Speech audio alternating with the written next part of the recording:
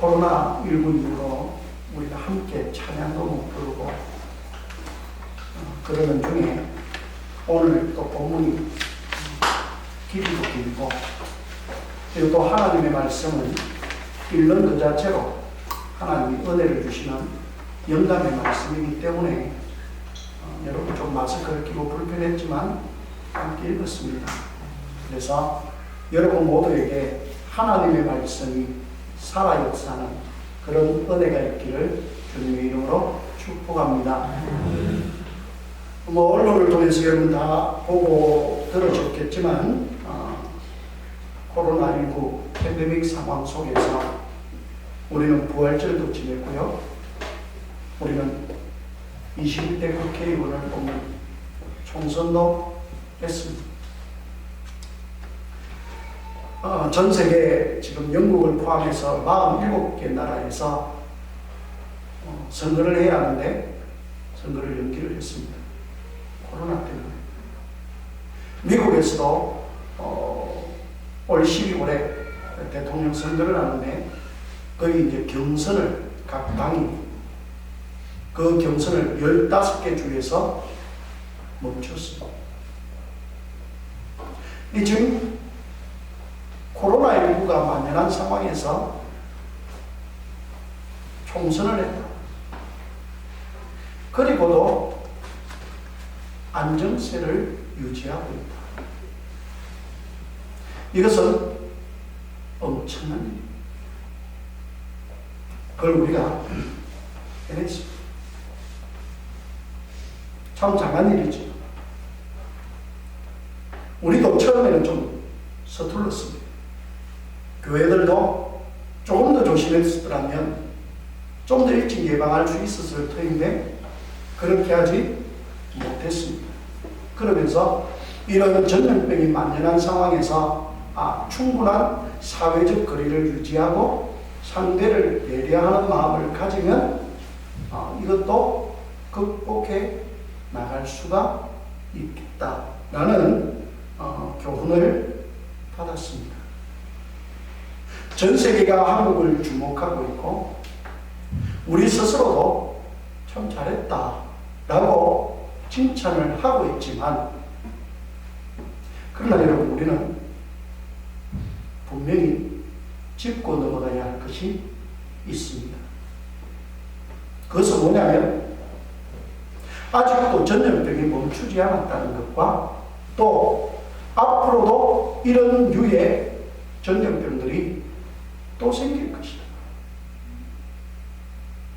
그러면 우리가 이제 점검해야 할 것은 잘했다, 수고했다 이게 아니라 가장 근원적인 부분으로 들어가서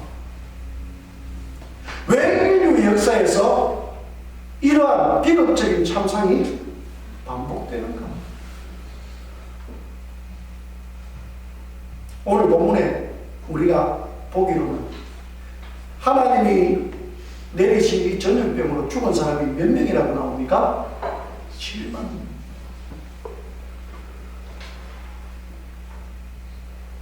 우리나라의 확진자 수가 10,000명을 조금 넘습니다. 사망자 수는 200명을 조금 넘습니다. 그런 거로 친다면 지금 오늘 본문에 나타나는 어마어마한 사건이 우리에게 어떤 영적인 깨달음과 교훈을 주는가 우리는 살펴보면서 우리 인생이 하나님이 주신 분복을 누리는 데 있어서 이 분복의 걸림돌이 되는 이런 재앙들을 앞으로 어떻게 맞이하고 또 이겨낼 것인가. 우리는 그 본질의 문제를 살펴봐야 합니다. 지금 온통 잘했다, 수고했다, 치적을 내세우기에 정신이 없습니다. 그러나 교회도 그러한 와중에 우리가 치적이 아니라 정말 왜 이 문제가 인류 역사에 끊임없이 반복되는가?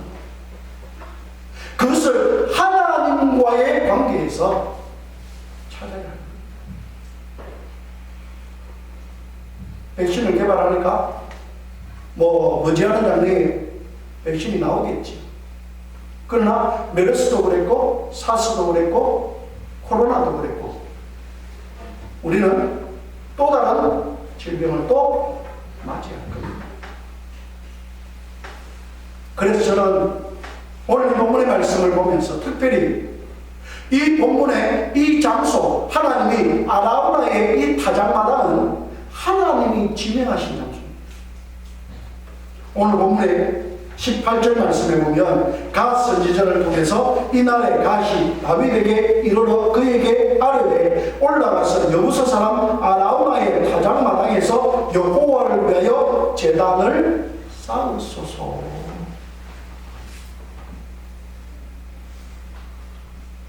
하나님께서 이스라엘을 치시는 끔찍한 상황이 벌어졌습니다.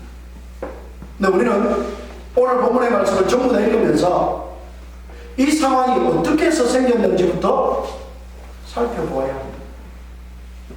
본문에서는 인구조사라고 나옵니다. 그러면 인구조사가 죄냐? 아닙니다, 여러분. 인구조사는 해야 합니다. 이스라엘 백성들이 출애굽을 할 때 보행하는 장정만 60만 명이라고 했습니다. 어린아이와 여자들과 노인까지 합치면 최소가 200만 명입니다. 그때도 인구조사를 했는데 그때도 이스라엘이 재앙을 겪었습니까? 아닙니다. 아니, 오히려 그 200만 명이나 되는 어마어마한 사람들이 출애굽에서 광야를 살았지만 하나님은 그들에게 옷이 헤어지지도 않고 신발이 떨어지지도 않고 안전하게 약속했다고 이끌어 가셨다고 말씀하고 있습니다. 그렇다고 한다면 인구조사가 죄가 아닙니다. 그럼 오늘 이 본문에서 다윗이 명령했던 이 인구조사의 성격이 뭐냐? 다윗뿐만 아니라 오늘 본문의 말씀에 보면 요압이 3절에도 보면 요압이 왕의 명령을 받고 왕에게 충원을 하죠. 이런 일은 하나님이 기뻐하지 않으실 겁니다 라고 합니다. 그러면 다윗 왕 명령을 내린 그 사람뿐 아니라 명령을 받는 요압, 그리고 그때 당시에 다윗을 둘러쓴 대부분의 사람들이 이것은 아닌데 라는 정서가 있었다는 거예요. 그게 뭘까요? 명목은 인구조사인데 오늘 다윗이 한 이 인구조사는 뭐냐? 그것은 다윗이 이제 말년에 사람은 노년이 되면 명예욕에 빠집니다. 그래서 나이가 많아질수록 명예욕에 조심을 해야 돼요. 다윗도 이런 명예욕에 빠졌습니다. 여기 본문에서 이때 당시에 인구조사는 백성을 복지를 위해서 잘 통치하려고 하는 인구조사가 아니라 군사력을 자랑하고 싶어요. 내가 세운 나라가 이만하다. 그래서 보고하는 숫자를 보면 보고하는 숫자가 어떻습니까? 보고하는 숫자가 80만과 30만 80만과 50만이죠. 이 숫자는 군사력의 숫자. 역대기를 보면 110만으로 나옵니다. 이스라엘만. 그럼 더 많아지죠. 하나님이 복 주셔서 어마어마한 숫자가 나타났지만 그러나 이것을 가지고 다윗은 무엇을 하고 싶었느냐? 내 나라가 내 통치의 벽에 임하였다. 자랑하고 싶다. 교만한 마음이 그 안에 들어가서 하나님께 영광을 돌리고 하나님이 복 주셨다. 하나님을 찬양하라. 하나님을 예배하라. 이렇게 가야 되는 거예요. 하나님 속 빼버립니다. 다윗이 통치하는 이스라엘이 우여곡절을 겪었지만 그래도 나름 잘 살았습니다. 다윗의 뒤를 이어받은 솔로몬 때에는 금과 은을 길에 돌멩이처럼 여길 만큼 잘 살았습니다. 다윗 때도 충분히 잘 살았습니다. 그러나 그 잘 삶에 있어서 그 잘 살게 하신 분이 하나님.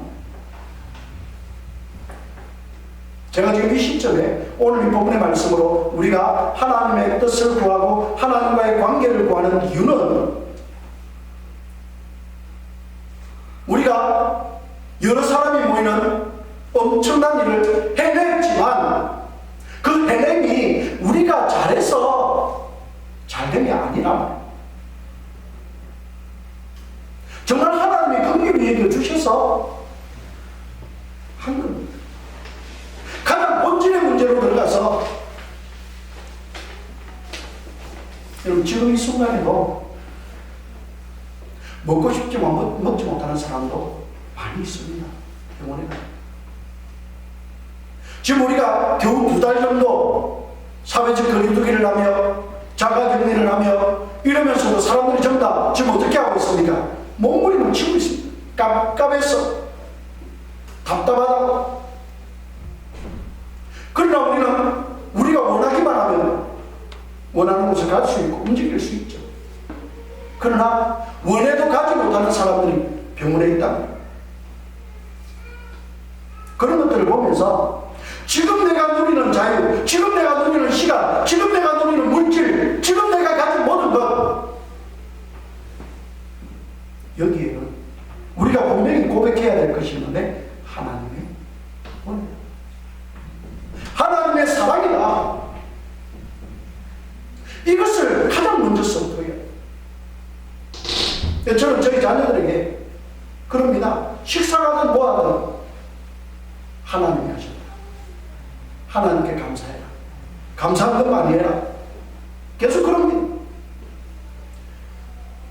식사를 받지. 그러나 그렇게 하지 않으니까요. 어느 순간인가 욕망이 들어, 욕심이 들어, 교만이 들어. 그게 마치 내가 잘나서 한 거지, 된 거지. 잘 안 됩니다. 오늘 다윗이 그랬습니다. 노년에 자기가 다스리는 나라가 이렇게 번영했음을 온 세상에 자랑하고 싶었습니다. 그래서 무려 9개월이 넘는 기간 동안 다윗은 모든 국가의 영향을 동원해서 인물을 조사합니다. 근데 앞서 3절에서 요압이 지적을 했고 10절에도 보면 다윗이 백성을 조사한 후에 그의 마음에 자책하고, 역대기서의 말씀을 보면 하나님이 먼저 재앙을 내린 후에 다윗은 회개를 했다고 나옵니다. 근데 이 말씀들이 틀리지 않습니다. 이미 요압이 이 일은 하나님이 보시기에 좋지 않습니다 라고 말했던 것처럼 잠재적으로 이러면 안 되는데 라는 생각이 있었지만 그래도 자랑하고 싶은 마음에 밀고 나갔다. 그러다가 사단이 다 다윗이 다시 생각을 해보니까 아이고야, 이게 아니야. 근데 그 시점에 하나님은 갓 선지자를 통해서 이 일을 기뻐하지 않는다는 것을 분명히 말씀하셨습니다. 그러면서 다윗에게 말씀하십니다. 내가 3가지 재앙을 보여줄 테니 그 중에 하나를 택하라. 이것은 하나님께서 왜 다윗에게 이렇게 말씀하시느냐면 다윗의 마음이 정말 하나님을 의지하고 있는가를 확인하고 싶었습니다. 그리고 하나님을 말씀하고 싶거든요. 하나님이 선지자를 통해서 제시한 재앙의 첫 번째가 뭡니까? 첫 번째는 7년의 기근입니다. 7년의 기근. 이것도 엄청난 거죠. 그런데 여러분, 우리도 해봤습니다. 지금 정부는 특별히 북한에 너무 많이 퍼준다고 우리가 오해하니까. 그런데 기근이 일어나면 어떻게 합니까? 각 나라에서 원조를 받을 수 있죠. 다윗은 거기까지 알았던 겁니다. 하나님이 제시하시는 첫 번째 기근에, 이 기근이 있을 때, 여러분, 기근이 있는데 당연히 꾸지 않겠습니까? 다윗이 착안한 것이 그겁니다. 사람의 손으로 해결할 수 있다면 또 다른 죄를 지을 수 있다. 첫 번째 제안이었습니다. 두 번째 제안은 뭡니까? 석 달 동안 이 정변입니다. 정변. 자기 아들 압살롬이 쿠데타를 일으킨 것처럼 정변이 일어납니다. 여러분, 정변이 일어나도 사람의 힘으로 막을 수 있죠. 압살롬 정변 때에 다윗은 이겨냈잖아요. 그리고 나라를 더 통일시켰잖아요. 외국에 원조를 받을 수도 있고 망명도 갈 수도 있고 이렇게 할 수가 있습니다. 그러나 마지막 제안은 뭡니까? 3일 동안의 전염병. 지금도 이 전염병이 이렇게 공포스러워요. 그죠? 모든 질서를 바꿔버렸습니다. 모든 질서를. 우리는 이렇게까지 어마어마할 줄은 몰랐죠. 근데 지금도 이러는데 다윗 시대에는 오죽했겠습니까? 우리 사극 보면 알잖아요. 역병이 퍼지고 나면 죽어야 될 사람 그냥 죽게 막아놓고 통제하면서 살리지도 못하고. 그죠? 그러나 오늘 본문에 이 마지막 전염병은, 전염병을 근본적으로 사람의 생명을 주관하시는 분이 누구다? 하나님. 다윗이 바라본 하나님은 그런 분이었습니다. 전염병이 사람을 죽이는 것이 아니라, 문제가 사람을 해코지 하는 것이 아니라, 결국은 하나님과의 관계가 사람을 힘듭니다. 그래서 하나님이 갓 선지자를 통해서 말하는데 다윗은 그렇게 이야기를 하게 된 겁니다. 14절을 보겠습니다. 다윗이 갓에게 이르되 내가 고통 중에 있도다. 청하는데 여호와께서는 긍휼이 크시니 우리가 여호와의 손에 빠지고 내가 사람의 손에 빠지지 아니하기를 원합니다. 7년 기근과 3개월의 정변은 사람이 일으킵니다. 사람을 통해서 도움을 받을 수 있습니다. 그러나 전염병은 사람으로서 이 일을 해결해야 하지만, 그래도 가장 근본적인 부분에서는 하나님 생명을 주관하십니다. 그래서 다윗이 내린 결론은 하나님의 손에 빠지기를 원하면서 앞에 내세웠던 가장 중요한 조건이 뭡니까? 여호와께서는 긍휼이 크십니다. 할렐루야. 저와 여러분이 지금까지 살아온 모든 것들은 무엇으로 우리가 적용하고 해석할 수 있느냐? 하나님의 긍휼, 하나님의 사랑, 하나님의 무조건적이며 일반적인 그 긍휼과 그 사랑하심 때문에 오늘 저와 여러분은 이런 은혜를 누리고 사는 줄 믿습니다. 내가 잘 피해 다녔기 때문에 내가 만난 사람들 중에 코로나 확진자가 없었던 것이 아닙니다. 여러분, 확진자 만나서 접촉해서 확진을 받은 사람들이 재수가 옮붙어서 그렇게 된 것이 아니라 그 모든 것까지 하나님의 섭리 안에 있는 줄 믿습니다. 여러분의 머리카락에 새치가 날 때마다 마음이 아프지요.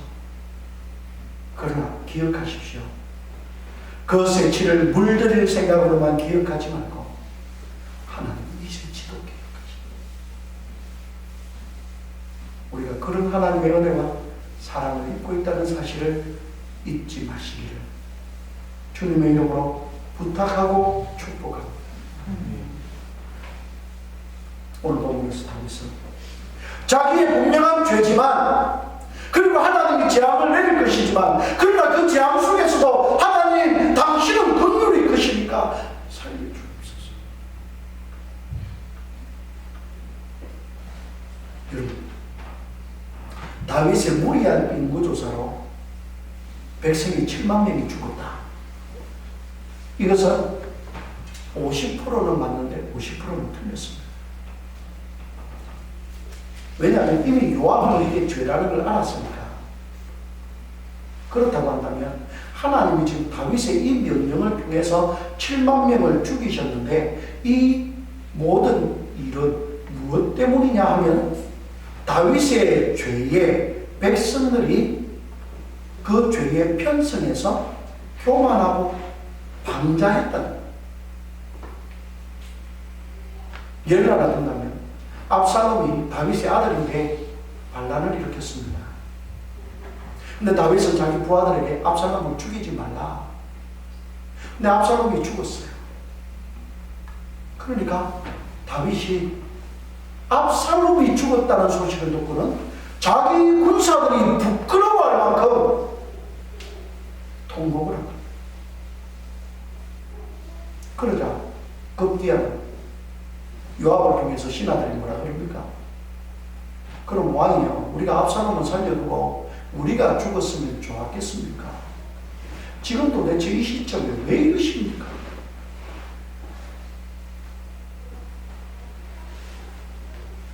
하나님의 강권하심으로 질서는 바로 잡았지만 다윗은 공과 사를 구분함에 있어서 어정쩡했던 태도들, 근데 이런 태도들이 다윗의 태도만이 아니라 이스라엘 안에 아주 조금씩 자리 잡아가는 그런 죄로 커져가고 있었다는 거예요. 다윗의 모사 중에 압살롬의 모사 중에 아히도벨이라는 사람이 있습니다. 이 아히도벨은 다윗의 모사였습니다. 그런데 압살롬이 반역을 일으킬 때 압살롬 편에 섰습니다. 족보를 따져보니까 이 아히도벨이 바세바의 할아버지. 바세바의 할아버지. 그러면 바세바는 처음에 남편이 우리 아닙니까? 다윗이 정욕 때문에 한 가정을 깨뜨리고 그렇게 빼앗았던 그런 소녀입니다. 아히도벨의 마음속에 그게 남아있는 거예요. 그러다 보니까 위기의 순간에 압살롬 편에 섰던 거예요. 여러분, 그런데 이게 그냥 아히도벨의 문제가 아니고 밧세바의 문제가 아니고 한 사람의 문제가 아니고 어정쩡하게 죄를 제대로 청산하지 않고 어정쩡하고 어물쩡 넘어가는 그런 태도를 지금 하나님이 모두 소급해서 이스라엘 땅 안에 다윗이 다스리는 이 통치 영역 안에 하나님의 질서보다는 어물쩡 대충 넘어가는 이런 풍속들, 관습들, 습관들, 오늘 하나님은 이것을 바로잡고 싶었던 겁니다. 그래서 이 일을 하십니다. 다윗이 주동을 했지. 백성들이 편성하고 있습니다. 저는 이번 선거에 딱 하나의 기준을 세웠습니다. 차별금지법을 반대하는 사람은 찍는다. 왜? 하나님의 복음적 질서를 세우는 거예요. 사람도 보지 않고 당도 보지 않고 딱 하나 그것만 봤어요. 우리나라에 이것이 굉장히 심각한 문제입니다. 영적인 질서에서 대충 적당하게 편성하고 넘어갈 문제가 아닙니다. 지금 외국에서는 이미 남녀 화장실이 없어졌잖아요. 그러다 보니까 더 성적인 문제가 문란해지고 있어요. 인위적으로 된다는 게 아닙니다. 남녀의 성을 결정하신 분은 하나님이시고 성을 창조하신 분도 하나님이시고 이것을 사람이 마음대로 바꾸고 호적을 정정한다고 되는 일이 아닙니다. 아닌 건 아닌 겁니다. 죄는 죄입니다. 근데 죄를 죄라고 말하지 못하게 만드는 그런 풍조들은 우리가 막아야 돼요. 네, 그런 의미에서 지금 우리 안에도 스물스물 올라오고 있는 죄에 대해서 유야무야 넘어가는 이런 문제. 오늘 하나님께서 이 본문의 말씀을 성경에 기록해두면서 오고 오는 모든 세대에 다윗같이 대충 어물쩡 살아가고자 하는 그 세대 사람들에게 경종을 울리기 위해서 이 본문의 말씀을 지금도 살아계신 하나님의 말씀으로 우리에게 주고 있다. 저는 확실히 믿습니다. 그래서 무려 7만의 인구가 죽었습니다. 다윗은 통곡을 하죠. 죄는 내가 지었는데 왜 이 백성들이 죽습니까? 하나님한테 얘기하죠. 결국 하나님 바로 이 베개를 끌어내기 위해서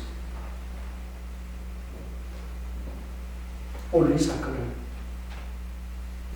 다윗이 하고자 하는 대로 내버려 두시고 강권하게 막을 수도 있지만 하나님은 참 많은 부분에서 우리의 시행착오를 지켜보시기만 할 때가 있습니다. 그러나 결정적인 순간에 하나님께서 하나님의 질서를 세우시죠. 근데 그 결정적인 순간이 오기 전에 우리는 먼저 깨닫고 먼저 바로잡고 먼저 믿음으로 서야 할 줄을 믿습니다. 그래서 오늘 이 시점에 이 본문의 말씀을 듣는 겁니다. 나와 내 집이 하나님께 범죄했습니다 라고 뉘우칠 그때 아라운의 타작마다 하나님의 죽음의 사자가 멈췄습니다.